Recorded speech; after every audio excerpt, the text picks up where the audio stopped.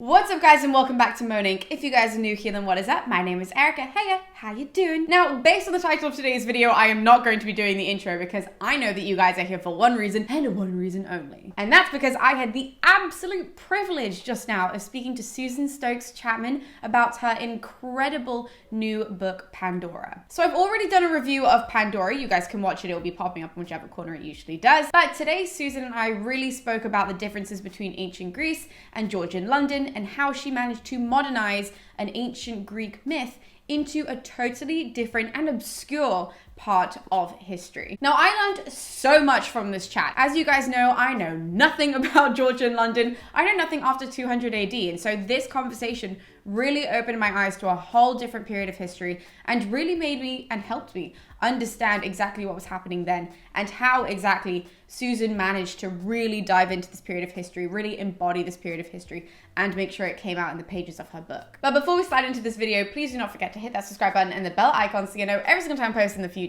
But also, if you need any of the links to buy the book, to buy Pandora, maybe to just connect with Susan Stokes-Chapman on Instagram or various other social medias, you can find all of those links in the description below. So without further ado, I'm just gonna hand you over to the interview. So why don't we start this whole interview by having you introduce yourself and your wonderful book, Pandora. So as you say, my name's Susan Stokes-Chapman and I'm the author of my debut, Pandora. It is a loose reinterpretation of the Greek myth Pandora's Box, set in the antiquity scene of Georgian London. And it is about aspiring jewelry designer Dora Blake. She is trapped in poverty in her uncle's very dilapidated antiquity shop that used to belong to her parents, but they died tragically in an archaeological dig gone very wrong many years before. One day, a shipment turns up that's very mysterious. She doesn't know anything about it. It's hidden in the crate, and her uncle is acting very, very strangely, and he decides to store it in the basement. And he won't let Dora anywhere near it. So she basically decides to break in. And what she finds there is a very beautiful, ancient looking Greek vase. And she ends up teaming with young scholar Edward Lawrence. And together they basically find that this vase is the key to unlocking their destinies. So the book is set in Georgian London, as you said in your little rundown. Now, I was really curious when I was reading it because I know nothing about Georgian London. Like anything after 200 AD, I feel like people think I'm joking when I say this. I have no idea what happens after 200 AD. So this is a totally new period for me. So I was wondering, for you as an author and as somebody who loves this period, what was it that drew you to Georgian London? Like what was the thing maybe in your life, or was it something that you discovered? When was this? How did this love come about? Sure, and there's probably two or three little catalysts here. The first one is it was all quite subconscious. So I grew up in Lichfield, that's in Staffordshire, and it's a Georgian city and actually the birthplace of Dr. Johnson. So basically I was living in this lovely city that had so many beautiful Georgian buildings in, and I always liked looking at them. I don't think it ever properly clicked though, but there was that subconscious level, I think, of liking the period. But I think the more definitive point was when I was 10 years old, 10 or 11, and I watched the 1995 adaptation of Pride and Prejudice, and I just completely fell in love with it. So at the time, it was very much the rose-tinted kind of idea of it. It was all romantic, and it was all beautiful and light and lovely, and Darcy looking at Elizabeth while she's playing the piano and the music, and oh, it was just beautiful. Obviously, Georgian London, there's a much seedier, darker side to it. And it was only later as I started reading 18th century novels or novels set in the 18th century that really started to come about. So I think the third catalyst is when I was 14 years old, and I ended up, I was lent an historical romance. That's kind of the nice polite term for it, but what my mother calls it are juicy Lucy corset rippers. It's one of those. But they were done by an American author named Shirley Busby, and she didn't just write any old romance. Some romance novels I found that are historical tend to be romances with a bit of history thrown in, and that's not what she did at all. She basically wrote these genuinely believable and well-researched settings. And there are sometimes Georgian London, but sometimes there would be Paris or New Orleans. And we had the whole history of the 18th century. And she weaved a very believable, lovely romance between the whole thing. And I think it was at that point as well that I not only really, really fell in love with 18th century style literature, but that was also probably the point where I wanted to be an historical fiction writer as well. So yeah, it's kind of gone from that. And then I went to Aberystwyth University and I studied creative writing and English literature. But what I took from those was basically a deeper knowledge of literature in that era. And I have a big love of romanticism as well. So Keats and Byron and Shelley. So it's all of this just kind of really built on my love for the Georgian period. That's really fascinating. I always find it really interesting to ask people that, because I think when it comes to like ancient history, everybody says sort of the same thing. Like, and I say this as well, that it's like, oh yeah, we read this myth or we saw this painting of this myth, and I thought, what the hell is going on with this half man, half bull thing? And so I want to get into it that way. And I've just never understood from periods where like we don't have those stories, that I'm like, how does one even get interested in those periods if you don't have weird fantasy on the side? But that would make sense when you read it, and then it's like, oh, there it is. Now, this is an ancient history channel, so we have to do a little bit of mythology here. And so the book is, as you said, loosely inspired by the myth of Pandora. And I want to stress that as well, that it's not a retelling of Pandora, which is what I loved about this book, that you took sort of the very basic parts of the story and then threw it into a period of history that I had no idea what it was, and then wove a totally different story with little parts that I could recognize. So I was wondering how the order came about. So did you know about Pandora and then throw it into the story and decide to rewrite it, or did you want to write a novel and then found Pandora? Because you said in the author's note, at least, that you had read Mythos. So yes, yes. Basically, what's the order of this whole thing? So I think whether we have a classical background or not, whether we're familiar with Greek myths as a general rule, everybody has heard of Pandora's box in some form or another. I think it's just something we've naturally heard of. It happened, the phrase itself is such a big thing, and you hear it so often in society. People can just kind of reference something completely unrelated. Oh, they've opened a whole big Pandora's box of it. It's just basically something we all know of. And that's very much the same with me. I think it's just something that's always been there in the back of my mind. And I quite like the idea of it initially. And to answer your question, the idea for Pandora as the novel, it kind of came to me about 2 weeks after I was rejected for my first novel, which has since been shelved. And basically it was like this weird little holy triangle of ideas. So we had Dora Blake pop into my head, Hermes popped into my head, and then underneath all of that, I was like, Pandora's box, this would kind of work. And I think we can all agree as well that in terms of Greek myths, they're very misogynistic, aren't they? They're very much tales told by a man, from a man's point of view, where a woman is either subjected to just a secondary character or a villain or both. And I think that's probably the charm of a lot of recent Greek myth retellings, when it's from the woman's point of view, because we're trying to address that in some sort of way. Now, I knew I wanted my main character Dora to be a strong character. I had to kind of go in some way in terms of the conformity of the Georgian period, where women didn't have a lot of agency, but that didn't mean there weren't any strong independent women out there. I mean, it's not just Dora who's like that. Lady Latimer as well. She is very much a strong character in her own right, because she has money and she has that freedom to express herself and answers to no one. And I wanted Dora, even though she is somewhat reliant on Hezekiah and Edward, I wanted to have that strength of character running all the way through. So the idea to basically translate the mythical Pandora into Dora Blake, that was really important, to try and essentially remove that misogynistic viewpoint, in the sense that at the end of the day, the mythical Pandora, her curiosity was considered a sin, whereas I wanted Dora's curiosity to be something that empowered her. And so, yeah, that's the way I wanted to kind of bring the myth of Pandora into a sort of modern day setting. I am not a classicist. I'm not a Jennifer Saint or a Madeline Miller or a Natalie Haynes. I'm not. And I think it would be very wrong of me to have attempted to try and tell the Pandora myth in ancient times, because I just don't have the knowledge and the background for that.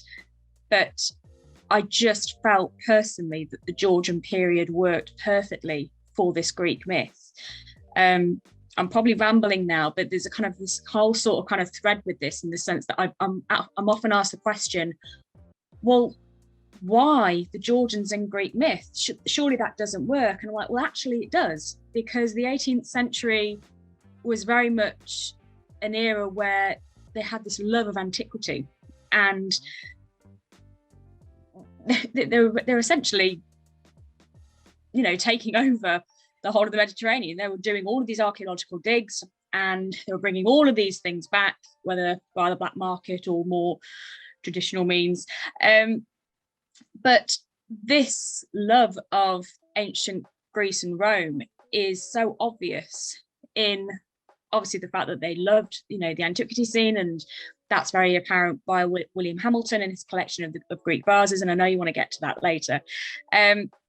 But the architecture as well. So look at any Georgian building or Georgian city. So many buildings in London, Bath, Lichfield, Bristol, all over the place, really. If you just look at the architecture, you'll see a lot of elements of ancient Greece and Rome. So they often have Doric columns on the entranceways, and the kind of, you know, little pretty kind of carvings on there. You know, you can look at that and go, that looks like ancient Greece or Rome. The fashions as well. So in the Pandora is set in 1799, so we're on the cusp of the Regency, but the fashions had already progressed to this point where we had a higher bodice. So the bodice started beyond underneath the breasts, and the dresses were very long and flowing and inspired very heavily by Grecian fashions. And the jewelry, again, I want to get to that as well. A lot of their jewelry was designed to be very, very, it could be quite heavy and very ornate, but a lot of the designs did take that influence from Grecian jewelry as well, including as well the cameos. So yeah, there's such a lot of ways that Greek myth works perfectly for the 18th century, because they just went hand in hand in so many ways. Now, you spoke about jewellery very briefly there, so I do want to talk about your character, Pandora, as a jewellery designer. I was going to say jewellery maker, but she's not. She's a designer. And my question is sort of twofold with this. For one, people who don't know, by the way, that Pandora literally means all gift, right? So pan, all in Greek, Dora, gift. It's that simple. So the reason why she's called that, though, is because in the myth, all the gods give her a gift because she's made like from the ground. So they will have to give her something. Now, in a way, you gave her your own gift. You gave your own modern Pandora, Georgian Pandora, her own gift of artistry, which I loved. I thought that was such a cool thing to do. So my question, though, with that was if women in those times would have that right to be a jewelry designer, or was it more so because you wanted to rewrite more so from a women's point of view this Greek myth and give her some sort of power that was written in there? Because I don't know how women's rights were in Georgian times. So, as I said earlier, the 18th century women didn't have a lot of agency. But there were many women who had professions. Anybody who's watching Bridgerton lately will know that there's a modiste in there. So she is a woman who creates clothes. So that's artistry in its own right. There weren't really any men that did that. Obviously, there were men who catered to men's fashions, but a woman wouldn't have done that. There was a woman who catered to women's fashions. And while I couldn't necessarily find any official reference to there being a jewelry designer. That doesn't mean to say there weren't any. Now, I've wanted to kind of just show you this. This is the most amazing book, and it's the only one that actually focuses specifically on Georgian jewelry. So I've mentioned this in my author's note. This is called Georgian Jewelry, and it's by Jenny Reddington-Dawes and Olivia Collins. And essentially what they've done, they've basically photographed and collected so many pieces of Georgian jewelry, and it's absolutely beautiful. And I'm 100% a magpie when looking through this. It's absolutely gorgeous. But this is really more the most definitive kind of reference to Georgian jewelry at the time. And unfortunately, there's no sort of reference to a female designer. Again, though, like I said, that doesn't necessarily mean that it didn't happen. I wanted, yes, to give my Dora a gift, and I did want there to be that parallel between myth Pandora and Georgian Pandora. So yeah, I think I was essentially trying to do a bit of both. So women did have professions, and some could be very independent in their own right and do very, very well. Like that's what I mentioned, a modista. And yeah, it basically, it wasn't impossible, but something I did try to make very clear in the novel is that, you know, she's drawing these designs, but it's taking one hell of a lot for her to even be taken seriously. And it's not until Lady Latimer comes along and says, I like that she's actually getting anywhere with it. What was the phrase I think I said in the novel? It was, yes, the jewelry designer basically called Dora's drawings female accomplishment and nothing more. And that would have been quite typical as well, you know, that women would very much have been told, well, it's pretty, they can draw, they can sing, they can play the piano, but they can't really do anything with these pretty little accomplishments. But yeah, that doesn't mean to say that they couldn't. And this is a novel, it's fiction, I can do what I wanted. I wanted to make sure that Dora did, and she did. Well, you have lots of other professions that are also spoken about in the book. So you've got, you know, obviously the antiquities shop. That's where the main action is set. You also have Edward being at the bookbinders, which This is going to sound really dumb, but I have never thought about bookbinding being a job. But obviously it has to be, because someone has to have done that. But it just wasn't until I read your book that I was like, oh yeah. And you have lots of other professions that are mentioned throughout, including archaeologists, whatever. And so I was wondering, was there a reference point in like Georgian literature for all of these jobs that you included, or was it more so that you needed the characters to be those types of people, so you just wrote them in that way? It was more the latter, I will admit, but obviously I didn't just make up any old profession. I had to research if each profession was relevant. Now, you've spoken about Edward, and of course, yes, that was there. And again, in the author's notes, I mention a reference. There was only an online reference, actually. So I did actually look at how books were created using the traditional 18th century ways of binding books. And I thought that was incredibly fascinating. It is on YouTube. I can't remember off the top of my head which one it is, but it's in my author's notes. So anybody who wants to just have a quick look, please just Google it and see. But that's extremely fascinating. But there is one less glamorous role in the novel, which is on the docks.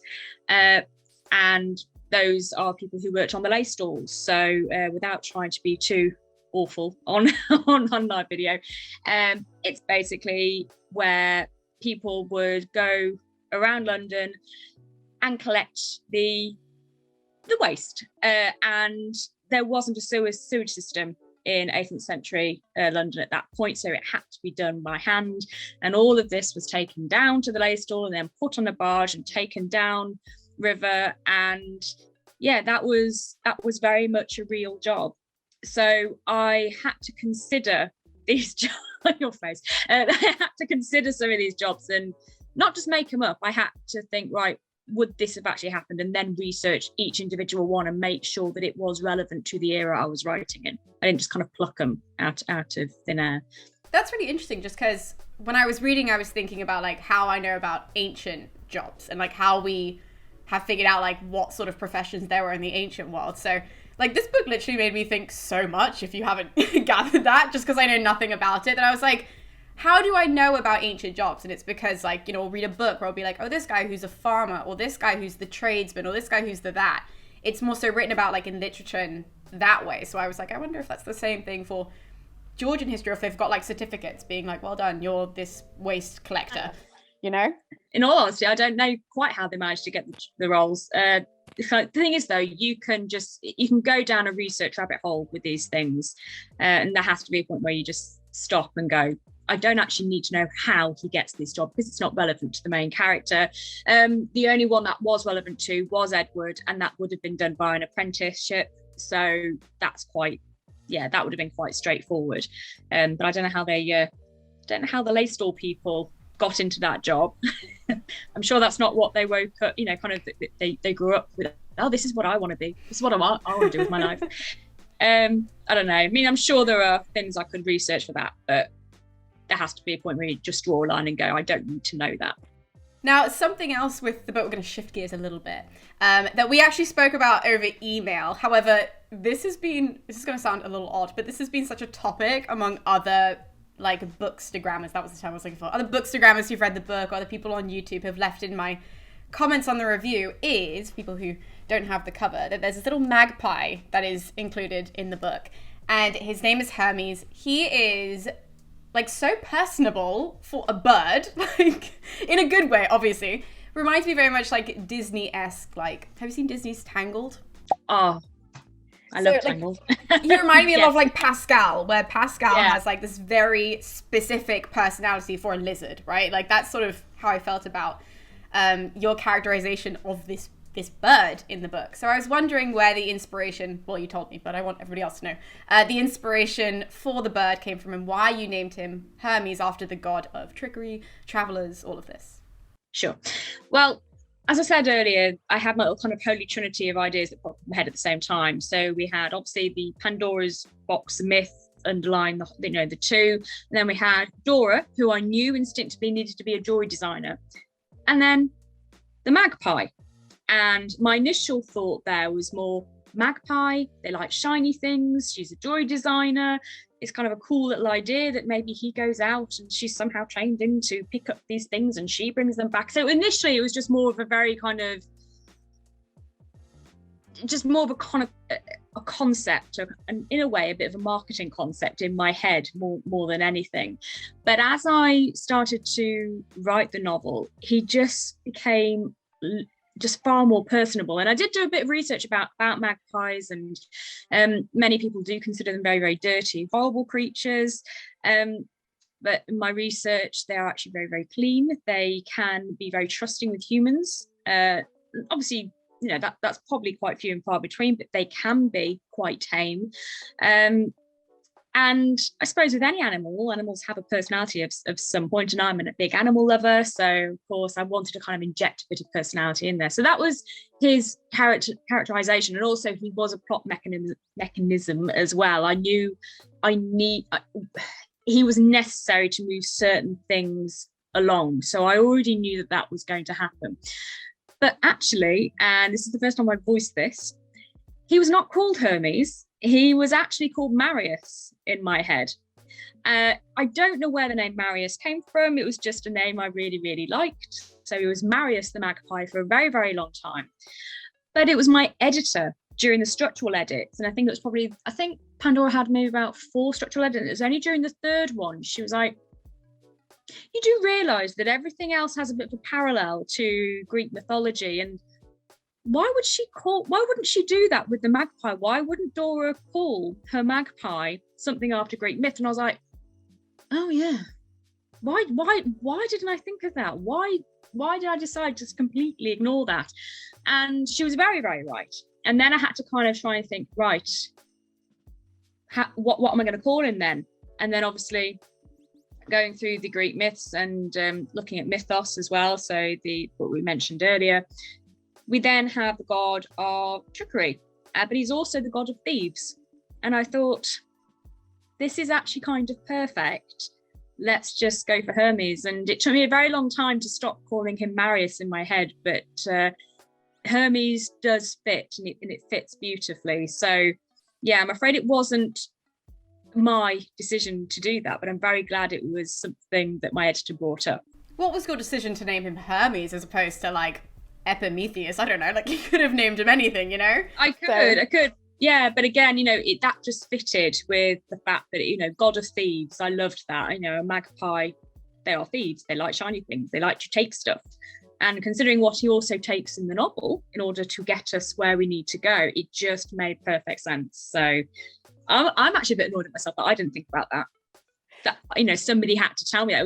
It seems like such an obvious thing to have decided on, and I didn't. So yes, thank God for my editor. She does an inspired suggestion. Well, Hermes also works because in the myth, he's the one who delivers Pandora down to Epimetheus. Like, he's the one that does that. So I was like, it's very appropriate that you've got this magpie running all over the place, helping Pandora out, and it's Hermes as well. Yeah, there's so many happy coincidences in that novel. So many people have said, do you know this? And do you know this? I was like, oh no, that was a good decision. I have a very specific question, which is sort of what I do a lot of on this channel. I think that's why authors oftentimes are like, you're going to have to send me your questions ahead of time because they know what's coming. So for anyone who has their books next to them who's watching at home, please turn to page 299, because on page 299, you speak through, well, you have one of the characters talk through the whole Greek myth from Pandora down to Pyrrha and Deucalion. Now that's a good chunk of mythology, okay? For people who don't know that, and maybe if they read it in the book and didn't realize that actually you've tackled a lot in that one speech that he says to everybody else. So I was wondering why you felt the need to include that whole chunk, why you felt the need to have that character speak this whole progression of humanity throughout Greek mythology. But also, and this is more so about the Georgian London side of it, is that something that they would have been taught in those times, or was that just slotted in because it's a room full of nerds and they probably would have known? I think it's yes to all of the above, basically. First of all, as we've already established, this is not a direct retelling of Pandora, but it is clearly marketed as, it has the Pandora, link to it.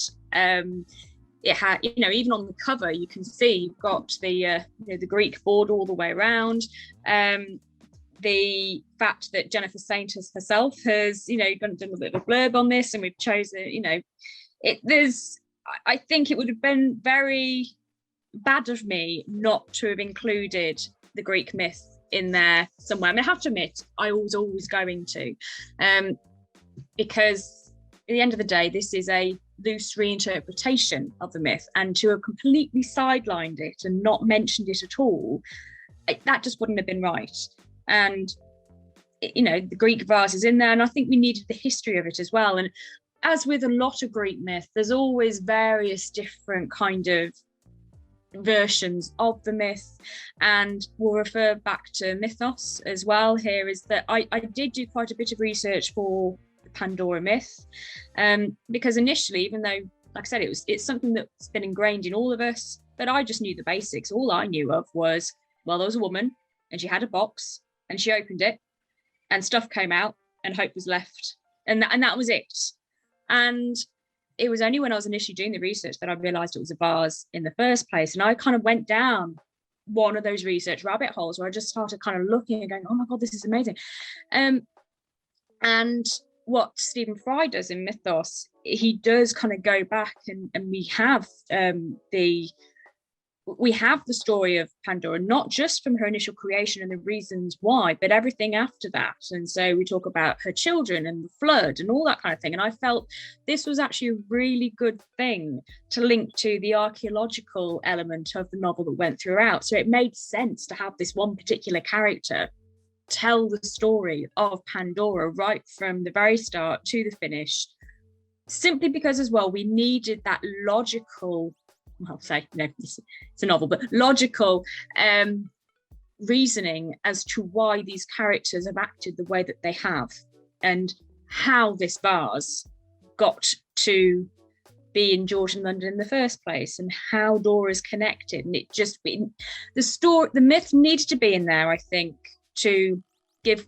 credit to the fact that this is essentially a story about Pandora's box, but also in terms of giving us a fully fledged plot that needs, we couldn't just throw it in there for no reason. There had to be a purpose in order to link the myth to its place in Georgian London at that time. So yeah, it was necessary for me, I felt. So would they have been taught about Greek mythology during Georgian time? Like, you might not know the answer to that, that's fine. I don't fully know, but I would just, it's something that, at least for men especially, that, they would have been going on the grand tour, they would have traveled Europe far and wide. They would have understood these stories and learnt these stories, and those who are especially educated as well. So, they've got the ones in Oxford and Cambridge and Eton and, and all these places. This is likely the kind of stories that they would have known and understood.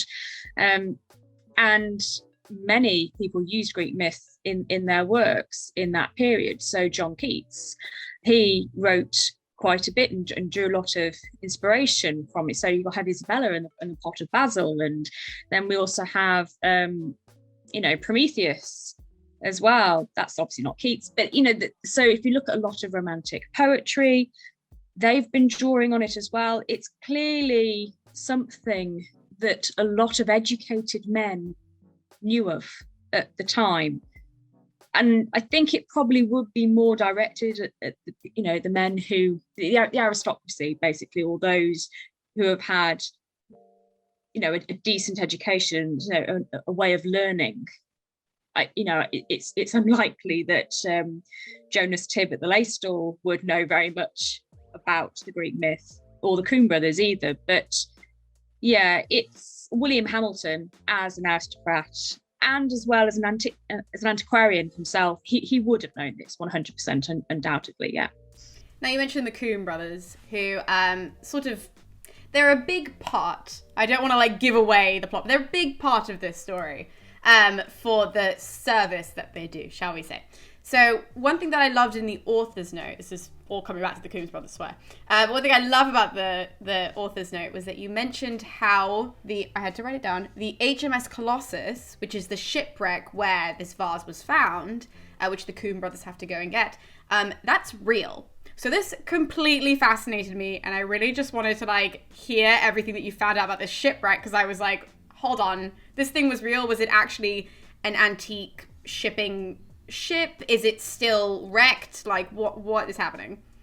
Okay, so when I was initially doing the research for the Pandora myth itself and trying to kind of understand how on earth I was actually going to get it to Georgian London, because remember, I initially started off with the Pandora's box, Dora, Hermes, and that was it, because I really liked this idea, but I didn't actually know how to get it to Georgian London. And it was only as I was researching and trying to understand how to do it, that I found out that Pandora's box was not a box, but it was a vase. And that kind of helped massively, because I then started Googling Greek vases in the 18th century.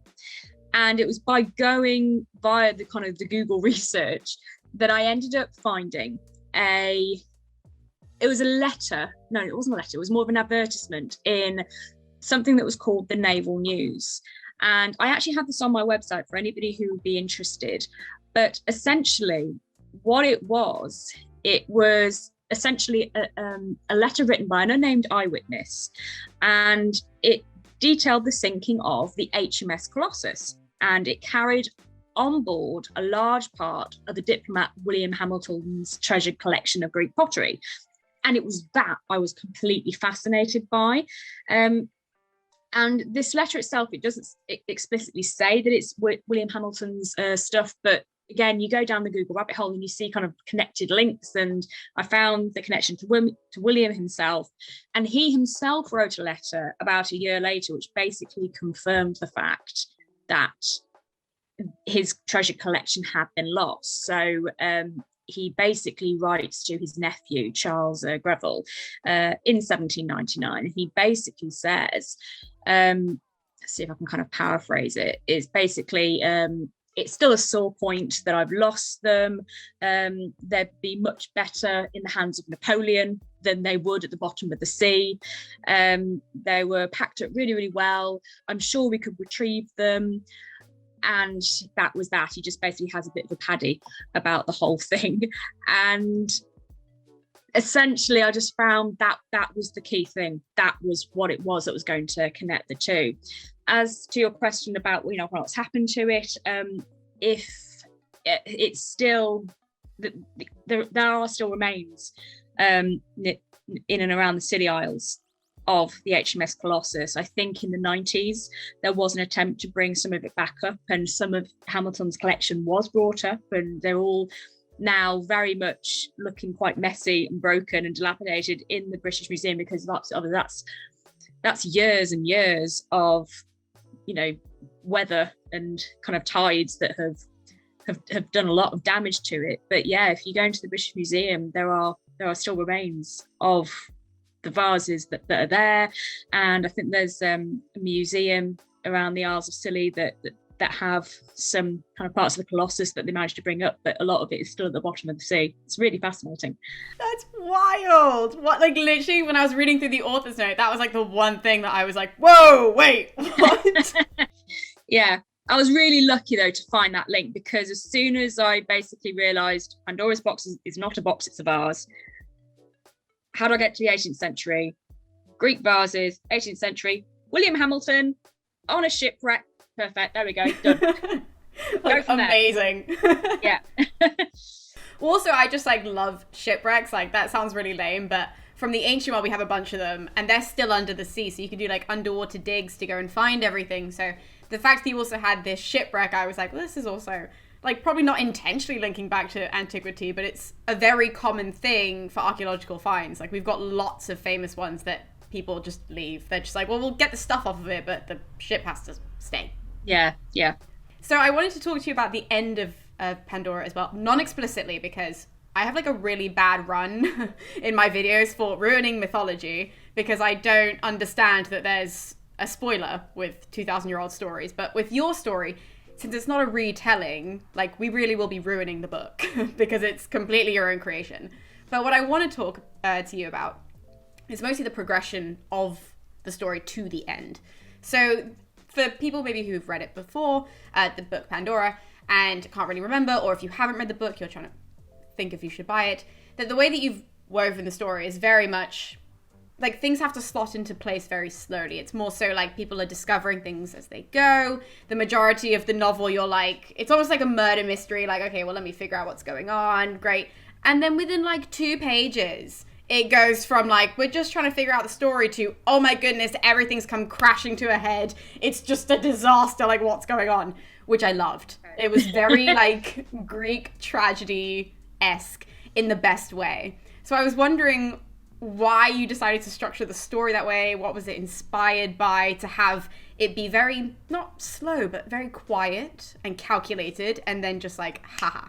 I don't think I set out deliberately to write it that way, but as a reader, and the fact that it's historical fiction as well, which makes kind of doing with historical fiction, you often have to build the world, you have to kind of layer it up, and I think people it would be fair potentially to say that I maybe do tell sometimes rather than show, which some people do say as a writer you're not supposed to do. But for me, I needed to kind of build that up, and I wanted to establish character, and I wanted to establish place and the history of these characters. And sometimes I don't think it is easy just to kind of throw people right into the deep end, because I'd have been asked, I would have got it wrong both ways, wouldn't I? People have said, oh, it was a little bit slow and a little bit plodding, and then suddenly it's ooh. But then at the same time, if I just kind of, people would have been asking, well, this doesn't make sense, and then why is this there, and what, and how does that work, and all that kind of thing. And as a reader, I personally like that slow build. I like to be immersed into the world. I will admit though, I'm looking at it now, just kind of remembering, basically I was probably around 50 or 60,000 words into the novel when I decided on a whim I was going to submit the first 15,000 words to the Bath Novel Award. And So if for anybody who's not familiar, unpublished novelists can submit a portion of the first few kind of chapters of their novel to a competition, and in the hope that that might kind of help you along your publication journey. And I did that actually in a few months before that with the Lucy Cavendish Fiction Prize, and I was lucky enough to get longlisted. And after that long listing, I thought, I'm just going to bite the bullet and submit it to the Bath Novel Award. And I just kind of carried on writing, because you don't always expect these anything to come off kind of submitting. But then I found out I was longlisted for the Bath novel, and that's when UQ panicked, because basically by that point I probably got about 70,000 words. But in order to be considered for the shortlist, you then needed to submit the completed novel, and I did not have a completed novel. And I basically ended up writing 21,000 words in 3 days. So I could submit this novel to the Bath Novel Award. Now, it didn't get shortlisted after all that, but I did have a finished novel. But that probably does explain to a point why suddenly there was this quick finish or gallop to the end, because I was kind of forced to do it. But saying that, it still actually worked. And I did try to kind of change it up a little bit when it went to the structural edits, but very little was actually moved around. And it's pretty much as you see it was when it went on in the first kind of draft stage, to be perfectly honest. So the structure of the ending didn't really change that much from draft to publication, because it just worked for the story I was trying to tell. Well, I liked the way that it progressed, and I liked that it was, as you say, like a slow burn of a book where you're getting to know the characters. It's all of these little maneuvers, because at least for me, again, I look into everything though. Like, this is literally why I have a YouTube channel, that I was reading it being like, this is so Greek tragedy-esque, where it's like when you watch a Greek tragedy play, the audience knows that this isn't going to end well, but the characters have to get there. And so a lot of times when you read these trilogy of plays, you've got to see this character. It's painful. Oh my God, it's so painful to watch that it's like this character has to, realize these little things, and you're like, come on, like with Oedipus, you're like, come on, boy, let's go. Like, we all know it's going to happen. And then within like 3 lines, it's just a disaster. So I like that structure. So I loved how this book kind of did that in a way. Like, and I didn't know if you were consciously thinking of that, but I was like, yo, we brought it like in the last couple of chapters. Like I mentioned, happy coincidence. So many happy coincidences in this book. So many things I didn't really consider. And then, oh, did you realise that? No, but I'll let you think it. It's like, yeah, happy days. Now, my last really like specific and odd question is that I wanted to talk about Georgian London as like a whole, as the city. And that's because, just to like preface this question so it doesn't come off as so strange, that when I've spoken to other authors who have done retellings or reimaginings and set their story in ancient Athens or ancient Rome, they will oftentimes have to hang on to like a building that we have, or the Forum, for example, in Rome, or the Agora in Athens, and then from there sort of make a fantasy world off of that, because we don't know really, we haven't uncovered the whole city, so we don't know where the streets really would have gone and all of this. Now, I know, again, nothing about Georgian London, and given that London was then bombed during the first half of the 1900s, that I just didn't know if when you were writing the book, did you have to do that, where you had to like cling onto something like the Strand? You have a lot of stuff happen near the Strand in Soho. Do you cling onto streets and then build fantasy off of that, or is London pretty much exactly the same, so it was easy? Well, I am very, very lucky in that somebody named Hallward made an amazing map of London. Anybody who's writing this era who is basically interested, there was a man named Richard Hallward, and he was a map maker, and he basically he recorded London in 1700s. So there were various different kind of versions of it, but I actually referred exclusively to his plan of 1792 to 9. So it was exactly the year I needed to be. And it's available online, and you can kind of zoom in really, really close.